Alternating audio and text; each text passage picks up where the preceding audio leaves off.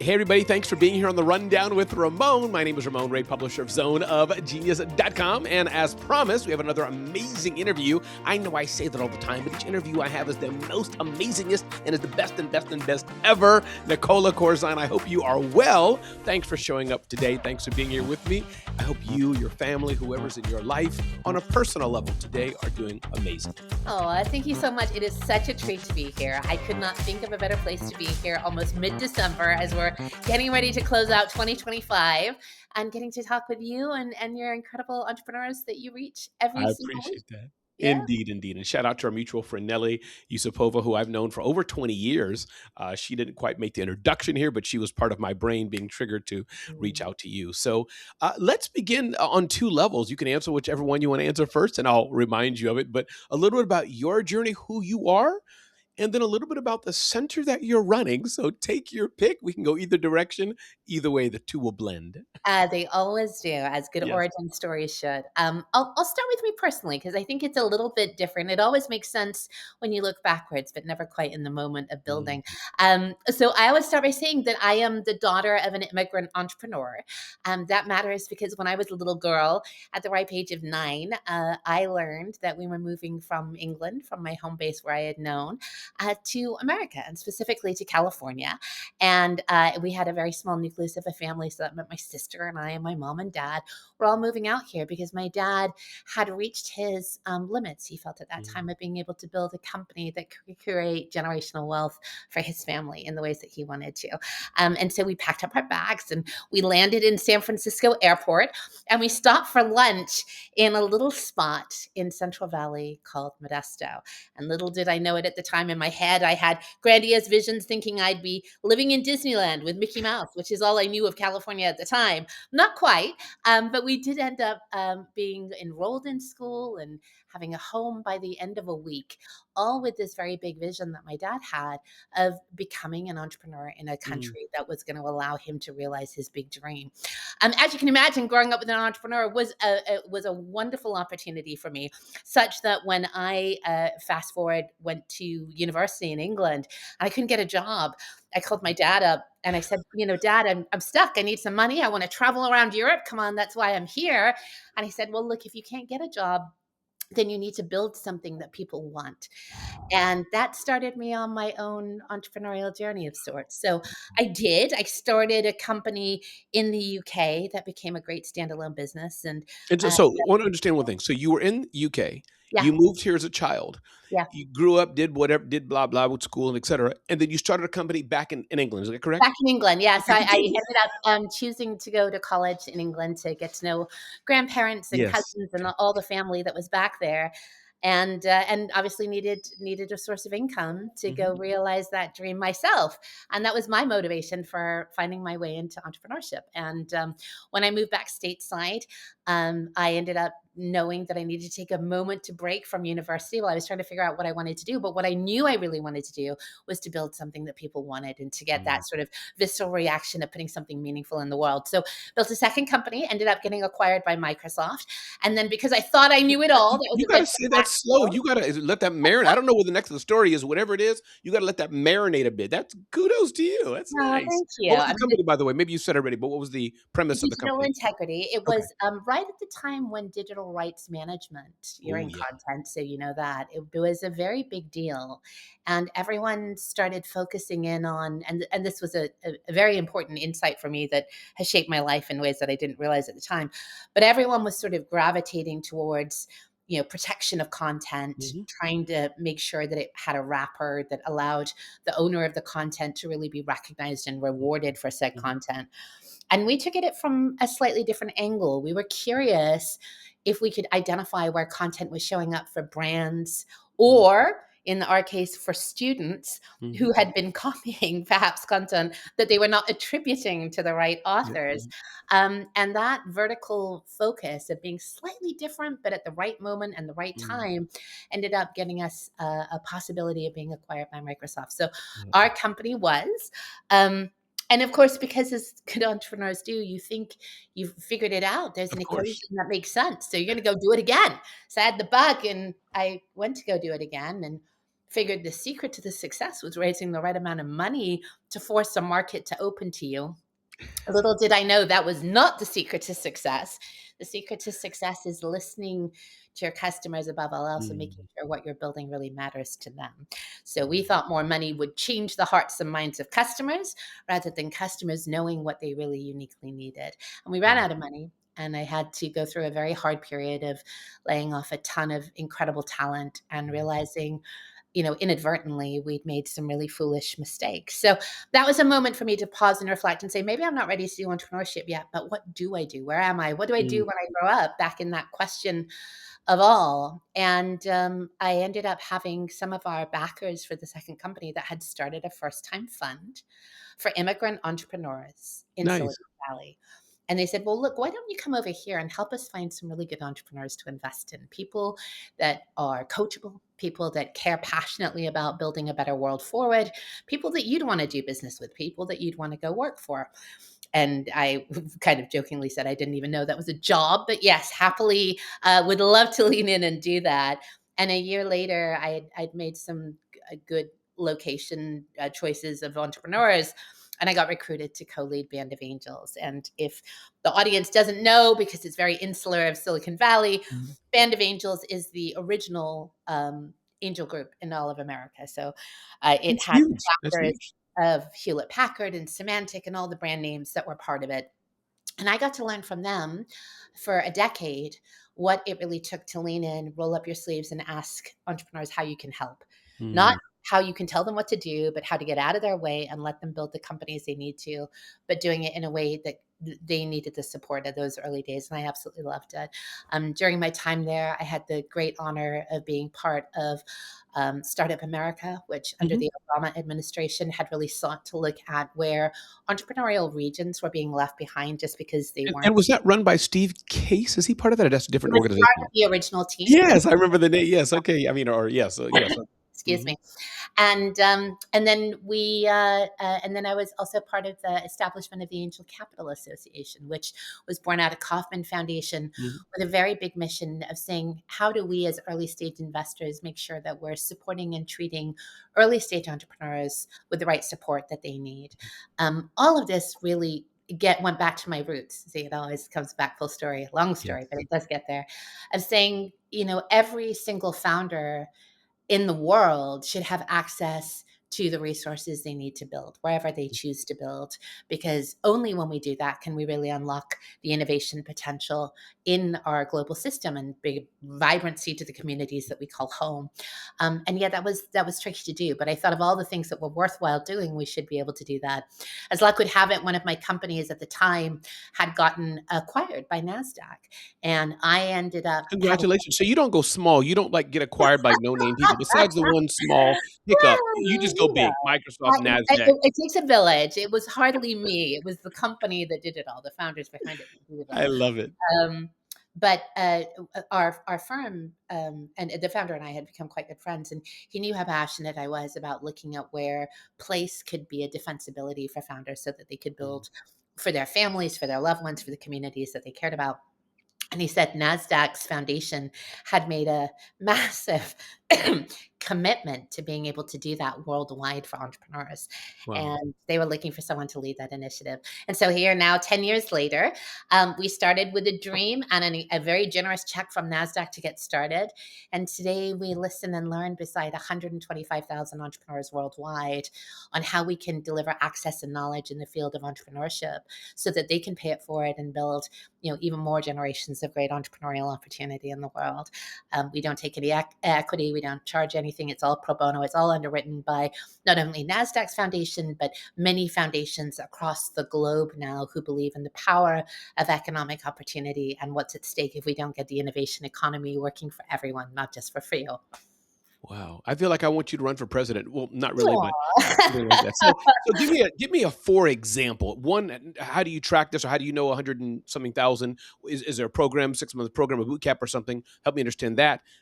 First, just give us a for example of what's one of the key or Yes, several key yes, programs. great question. So, I said when we started, there were a lot of accelerators and incubators in the United States. So, Mhm. 10 years ago, there were 4,500 accelerators existing Wow. in the U.S. alone. And so, if if we even had the audacity to think about being 4501, then we better do something differently, or we better do something right that was not necessarily meeting the goals and the objectives of entrepreneurs. So one is obviously we focused on under-resourced founders, those founders who had no access to networks or support systems or capital per se. Two is we said, look, has to be about what they need, not what we tell them they need. So we got into the business of being acute listeners to entrepreneurial needs. In our first year, we delivered education to 2,000 entrepreneurs. When I say education, it was them saying, look, I am struggling in market with X. X could be fundraising. It could be marketing. It could be sales. It could be finding supply chain that was resilient to their needs, whatever the case might be. And then our incredible program team would go out, source the experts, bring that back in, curate a class, get them back in market so that they weren't worrying anymore about this problem that was limiting their business potential. So we do these on-demand responsive programming support systems, usually about 10 to 12 of those types of classes per month. And then we have our immersive programs, and our immersive programs are 3-month length programs. They aim to achieve a significant business milestone for a founder during that timeline. So they can come in and set their sights on a lofty goal. And then at the end of it, instead of just saying, look, I have a pretty pitch deck, it's really much more about a founder saying, I did something meaningful, and no one can take that away from them. So it gives them not only a sense of confidence, but an air of credibility that allows them to stand up uniquely in this market, and which is very difficult for under-resourced founders in general. And then finally, I'd be remiss if I say, it does literally take a village in entrepreneurship. So we have a massive mentorship component to all that we do. It's a responsive mentoring platform, meaning entrepreneurs can go in, pull down one-on-one support in an area where they're struggling with. We have right now 1,500 mentors, mentees on that platform. The power of the choice is in the entrepreneur. It's not on the mentor side. So usually in my old days, I would have to send out 10 emails. Hopefully somebody would get back to me. Then you'd have to play a calendar ninja where you're trying to get the right person to say yes at the right time that you've got available. None of that in our platform. Our entrepreneurs go straight in, book time with an expert. The expert is not judging the quality of the mentee. The expert is saying, I'm here in support of all. So it's really changing that power dynamic that often lives between who carries that as the entrepreneur versus those that are a subject matter expert. And we are in support of founders between 0.5 and 5.5 years of age. So we really stay with them over a 5-year trajectory. And it allows them to pull down these resources when they need it. Sometimes founders are with us deeply for the first year. Other times it's more periodic, episodic. So they're coming in, there's an issue that's gone on. Founder has gone through a challenge with pivoting their business model, and they're struggling at that point in time, or hiring isn't going the ways that they want to, or they didn't get the funding that they were hoping for, whatever the case might be. So they'll go deeper with us for a period of time. And then hopefully they're back to building the business that we need them to be building so that they're growing GDP for the benefit of all. And that's what we're measuring. So we actually have one of the largest real-time data sets on entrepreneurial progression pathways as a result of this work. Everything, as I say, was built on a pay-it-forward focus. So you asked how we got to 125,000. In many ways, it was starting listening to those first 2,000 and saying, okay, now you nominate the next entrepreneurs that we should be supporting. So our community really grew from within itself. And obviously it hasn't hurt that we've had some amazing foundations and funders and media that has covered us over the years as well. I love it. Feel free. You need to take a sip. I know you're coughing a bit, so feel free to take a sip of, I don't know what you're drinking, hot water, coffee. It is my coffee, and that's why okay, good. I talk fast though, so I don't want to, say give me time to take a little sip. No problem. But no, thank you for that. And can you give me and this is a statement and a question. We know what the word underserved means, and those who don't have access to, but me living in the vacation capital of the world, New Jersey, but being near that and the resources, you and I shared some common names that, before I hit record. So I'm a bit spoiled. I'm in a bubble myself-ish. But I was talking to somebody, and this is beyond even race or caste or gender. It's a whole mix of things. But he was like, oh, in my neighborhood, don't know where it is, Anytown, USA, SBA, SCORE, your peers in the industry have closed, etc. So my point is, can you just talk about what this means, underserved, even a variety of ways? Because I'm like, I walk down Manhattan, there's a center of this or that within spitting distance. But there clearly are people globally and in the US who are like, no, we don't have this or that center. We don't have incubators. We don't have access. We can't walk into a building. We can't, it's different. So just unpack why that's passion, or maybe what that means for those who are like me in Silicon Valley, in New York, in these big centers where they're like, who doesn't have access to this? Clearly, Yeah. there's people who don't. Very much so, very much so. And I think you've articulated this so perfectly that place can sometimes be the common denominator, but it's not always that way. Sometimes it's a combination of identity and Mhm. gender or Mhm. caste, socioeconomic status. Yep.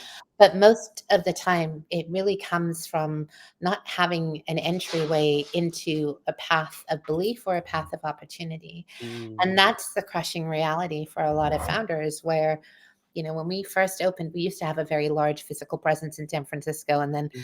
COVID in the world, and we said we should be where our founders need us to be, not the other way around. Um, but when we did, it was still heartbreaking to me that more often than not, when people would walk through that door with a very big marquee sign that said Nasdaq Entrepreneurial Center, they would say, I never actually thought that I would ever have the privilege of calling myself an entrepreneur. Wow. And you ask them what they did and what they sacrificed and what they were trying to do and who they were doing it for. And they had more right to that word Mm. than anyone could ever have fully understood. Mm. And yet their belief in themselves of having access to that word was so limited. And so I think for many, it's this sad barrier that has persisted for far too long as to mythology in many ways of what an entrepreneur actually looks like or who gets to Mhm. call themselves that. But when you break it down, it's often access to networks and access to support systems. Um, and we ask a great deal of an entrepreneur to have that confidence and conviction to walk into a place where they have not necessarily been welcome before, where they don't see others that look like them. Mm. And so to change the pattern of who our entrepreneurs are and to call them that and to have them call themselves that and to call one another that is everything in this Yeah. place. Because when we have been living in the declining market of entrepreneurship in this great country for far too long, it's largely because of that root issue. It's because for way, way too long, people say, I don't look like insert your Mhm. preferred Mhm. entrepreneurial mythology, Yeah. and that's why they say I'm not equal to, I'm not deserving of that kind of support. Yeah. No, I've gone through that myself. I mean, just and my wife's the one who encouraged me. I said, I'll talk about my mutual friend Seth Godin. I don't, oftentimes don't mention names, but he won't mind. I don't mind. He's a mature, grown man. I But like she's like, Ramon, you're just as good as Seth Godin. Stop saying that. I was like, okay. But that. everybody has this thing, and often it's just in our head, Mhm. notwithstanding the actual resources we may not have, but it's in our head. Um, and again, this is so good. Thank you, Nicola Corzine, head of the Nasdaq Entrepreneurial Center. Correct Yep, me. it's a mouthful, but you got it all. Okay, Thank good, you, good, good. my I friend. was listening to my question once. My question will be, what are some of the things you're seeing of entrepreneurial success? But I want to frame it. I was hearing an interview with Jensen Huang. I think I'm pronouncing his name Yeah, right, a founder of NVIDIA, and he said two things in his long journey. It's hard to compress all that in 30 years. He's done it to love two it. things, but two sound bites. He said one, as you may know, the Sega, the Japanese company, gave him like an extension of money or something, and he said, "I think the guy just liked me." He could have said no. He should have said no. He should have called the contract off, whatever it was. But he said, because he liked me, he said, go forth. So that's one, just a conversation with you. The likability factor, like Yeah, everything's going wrong. But yeah. Nicola said, you know what? I like this guy or this gal. Let's do something. So that's number one. Number two was the aspect of, I think something else was happening in NVIDIA's journey. And again, one of those, he had to call Nicola. Hey, Nicola, it's all going bad. You don't have a right to believe in me or anything. But Nicola's like, you know what? I got you. 2 more years. So my question is, with that in mind, just what are you seeing are some of the secrets, and there aren't none, of course, but secrets to the thousands and thousands of entrepreneurs you're seeing your own journey? What are they doing right? What are some repeatable things you're seeing that, Ramon? Here's what it is.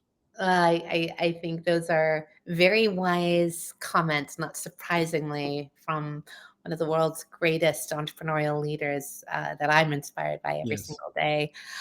And when it comes to the likability, and actually, let me take a step back and say, When we started the Entrepreneurial Center, even though it is entrepreneurial in its name, Mm, we hyper focused and said we're building great talent. We're here mm. in support of the entrepreneurs themselves. So we lovingly say we love all the babies equally, and many of them have birthed multiple babies at multiple I times. love it. And the person that you're backing Mm, is everything.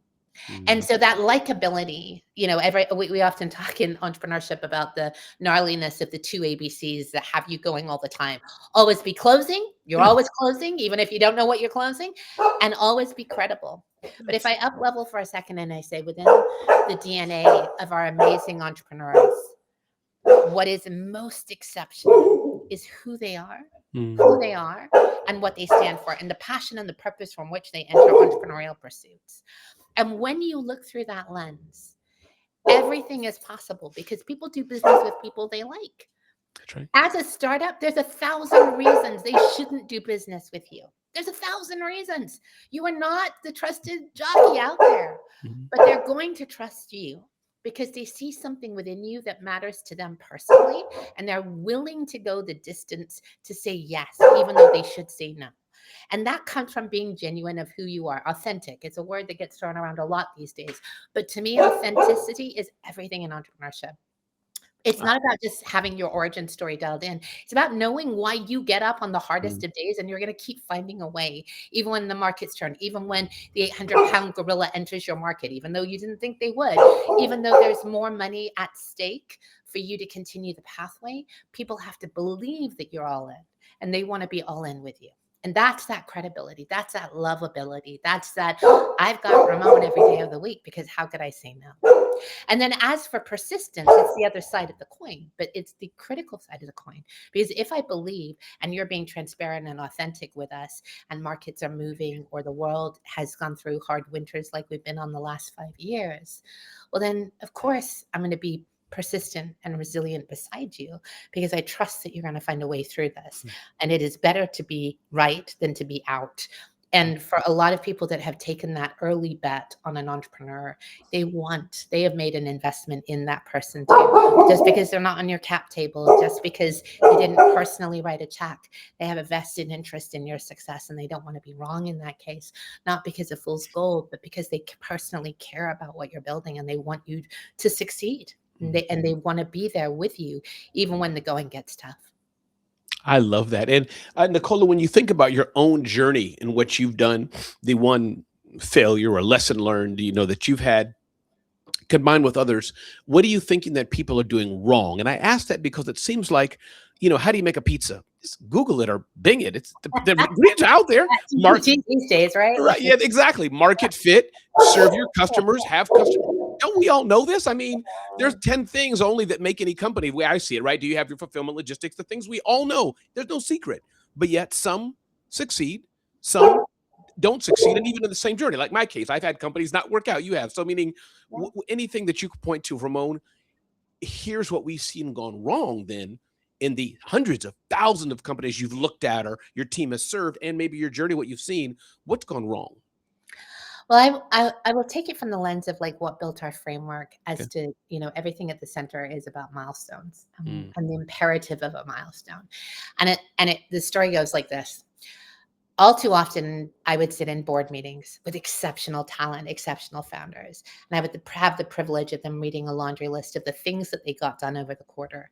And I would listen to people far smarter than I around a table who would then lean in and say, but what did you learn and what did you actually do? mm, Because the difference of tasks in an entrepreneur's life is not the same accomplishment as the strategic learning that allows you to jump over a bridge that somebody else can't. And the problem in entrepreneurship is it's death by 1,000 paper cuts. It's not about being able to have that calmness to say, what is the strategic question that today I need to be focused on with the precious limitation of time that I have to learn something uniquely different that's going to give me an edge where others don't have, to be mm, ahead of the curve and not behind it or not just reacting to it. And for entrepreneurs, having that stillness and that quietness to be able to prioritize the strategic question that matters the most to them, not to get to the end, right? Because entrepreneurship is a marathon, not a sprint. It's said all the time, and I believe it wholeheartedly. But if you can get to the next fork in the road with more confidence to know with the few dollars that you have to invest, or the few people that you have around you that are making a choice to go with you on this journey, you know what direction you're heading and why. So it's being laser focused on that strategic imperative that you need to know. And you break it down. And I think that's the challenge in entrepreneurship. We're either super fixated on the end, like I'm exiting to so and so, or I'm going to go public, or I want to create generational wealth.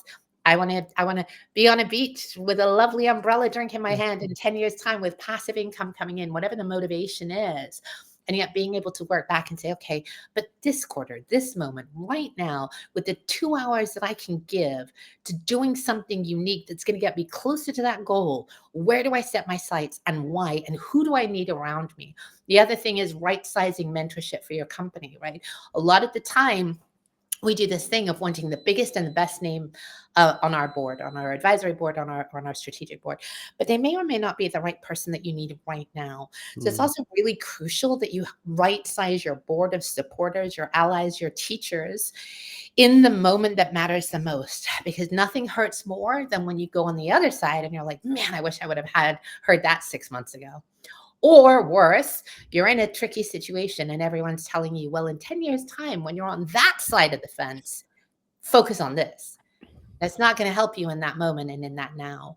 And for a lot of founder fallout that happened in COVID, and especially for a lot of necessity entrepreneurs, where they have no other alternative but to pursue entrepreneurship for their livelihood and for their loved ones, the imperative of knowing what to say yes to and what to say no to is more crucial than any other decision they enter into every single day. That is powerful. And thank you for that, Nicola, especially since you're tied to name and otherwise and Nasdaq. Can you talk about the difference between those who go public and those who don't? And I ask it because of this demystify this Mark Cuban, right? The entrepreneur who has gone public, taken company, invest in companies. He's sitting there. You don't need an investor. That's the last thing you want. Don't go public. And I'm like, dude, like, wait a minute. You're like a billionaire, like you do. This is your world. You're like Nicola, but you're saying don't be Nicola. So can you, as the flag bearer, right, as the ambassador for going public, if I'm not pushed back, but can you just talk about this thing of nope, don't go public, don't get an investor, bootstrap it, versus though many companies globally and especially in the American context go public. The valuations. Talk about demystify just who it's for, who it's not for, or why go public, etc. Talk about that. Yeah, well, that exit date, that exit stance is an important one. I also will just, having learned way too much recently, an exit isn't an exit anyway. It's just the continuation of a journey with new rules and new guardrails and new regulation and all the things. So the end date never truly really happens in that lane either. But I will say one of the most crucial toolkits that I'm inspired that we built was actually done with the SBA, and it was launched at the White House a few years ago for National Entrepreneurship Day. And what we looked at in that moment was giving founders the optionality to really understand the choices and the decisions they were making when it came to like how they wanted to exit their company. Because even on my lens, right, and in the venture world, in order to justify venture, there has to be a 10x return. Sometimes that 10x return can come from an acquisition, but those are few and privileged. A lot of the times you really have to go in with the belief that this is $1 billion company. If it can't be $1 billion company, then we as a seed investor know that we're not going to have a chance of achieving that kind of outcome. That doesn't mean it's the only pathway forward, quite the contrary, but it does mean that for some investors with that mindset, who also are taking in other people's money, who have an expectation of return. Everything comes down to alignment of stakeholders. It always does. So look at the stakeholders, look at their motivation, look at their time exit scenario, make a decision. Does that match my goals? If it doesn't, that may not be the path to pursue right now.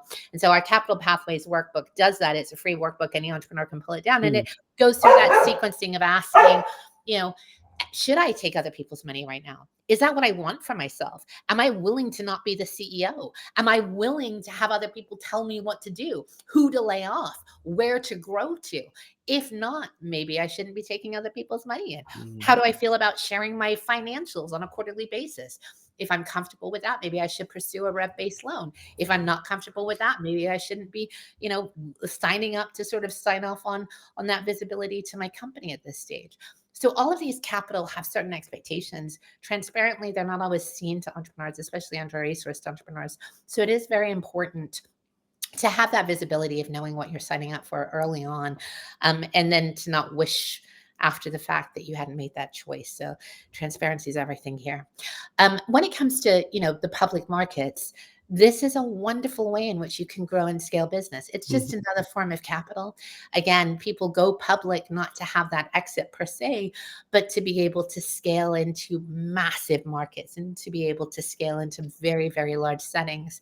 The challenge is not different, though, than a lot of private-based companies where you're still standing and competing against others who are well regarded. And your role, if you're constantly trying to, be seen as a good investment and a good choice, is to make sure that your name is being seen and name is being known. So it doesn't take away any of the pressures of performance. If anything, it magnifies them. You're now just like that ant with a magnifying lens that's being looked at all the time. And so again, for some founders, that is exactly what they want. That's their dream. That's their pathway forward. That's the liquidity they wish for their employees. It's the liquidity they wish for themselves. It's the ways in which they wish to aspire to be $100 billion company or so. For others, that's not what success looks like. There are franchise models. There are dividend-based models. There are hedge fund and acquisition and JVs and all the things that founders can play with when it comes to thinking through liquidity and exits, and they should. You don't want to have that conversation too late. All of those types of things typically take 3 to 4 years to plan.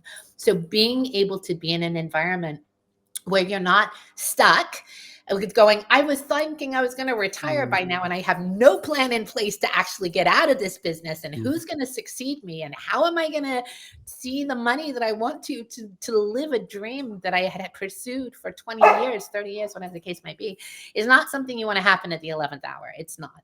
And again, I think for a lot of founders, they enter into entrepreneurship thinking that they'll get there, thinking that they'll spend time going there. And in retrospect, it's the one place where every single founder who goes through that process says, gosh, I wish I would have thought about this sooner. Because the mindset, the strategy, the alliance of supporters that it takes to exit a company in any facet is always longer, harder, and more thorough than any founder thinks. So, be forewarned. Get ahead of it, and make the most of it. It's incredible when it occurs, but it is all-consuming, and it can be a really terrifying approach when you're in it. I love this. I want to give you back a little bit of your time so you'll come back and see me again and let me interview you again, or we'll meet in person. But here's what I'm hearing, Nicola, and tell me if I got this right. I'm hearing you say, for the gal that wants to play her guitar on the beach and make a living and sip some pina colada or coconut water, God bless her. That's great. If that's the calling you want, go for it. You can pay for yourself. You got your car and you're happy. We honestly support you. And you're saying, for the gal who says, you know what, I want to hire 10,000 guitarists to go on beaches around the world, that's great too. But don't hate on the one that's the one person on the beach and you're like, I don't have any time. And the one on the beach shouldn't hate on the one that's like, why is she on the cover of Forbes? That's kind of both are great. Is this what I'm hearing you say? Just it's choice. It's a mindset. It's what do you want to do with your life? Is that fair? I love that you say that. So I liken it to this. Main Street entrepreneurship and high growth entrepreneurship are critically a part of the same pie that we must rise together. You see, I live not far from San Francisco. And in the height of COVID, when the heart of our small businesses left San Francisco and tech companies looked around and we said, where's our San Francisco that we want to build for and build with? And you could say that up and down every single place in America at one time or another. We've all gone through it and we all come back from it, hopefully. But I assure you, I promise you, entrepreneurs build in community, whether high growth or whether Main Street America. And when we do it out of balance with one, or we forget the other side of the coin, then all of a sudden the ripple effects is a magnifier and we lose the innovation economy for all. So for me, it is, and for all of us in the Entrepreneurial Center and all those foundations and funders and entrepreneurs who are a part of it, it's really realizing that you can only, all boats rise. But also, if you don't have those boats rising together, then you don't really have an entrepreneurial progression that's possible in a country or a nation or a world. I love it. Nicola Corzine, I'm voting for you whatever you're doing. I'm voting. I'm on your team. I'm voting. I'm going to get the bumper stickers out right now. I got the little badges. Vote for Nicola. Anything else you wanted to say before we close? I feel great, and I know we'll talk again and again, but anything else that was on your mind? Thank you. No, come visit us at NasdaqCenter.org to get access to all these free resources and webinars and toolkits that we talked about today. You'll also find our most recent research on what are the places in America that are advancing innovation economy for all. So we have 20 metros that are not the coastal expectancies that you can dig into and maybe be inspired to go visit them, see a little bit more about what they're doing and who they're doing it for, and hopefully continue to inspire and build up more opportunities for entrepreneurs in your own regions, wherever you may be listening from. I love it. We will include this in the show notes and in the article we do, and I'll probably put this on the lower thirds or something right there as well. So let me just stop the recording. But Nicola, thank you so much for being here today.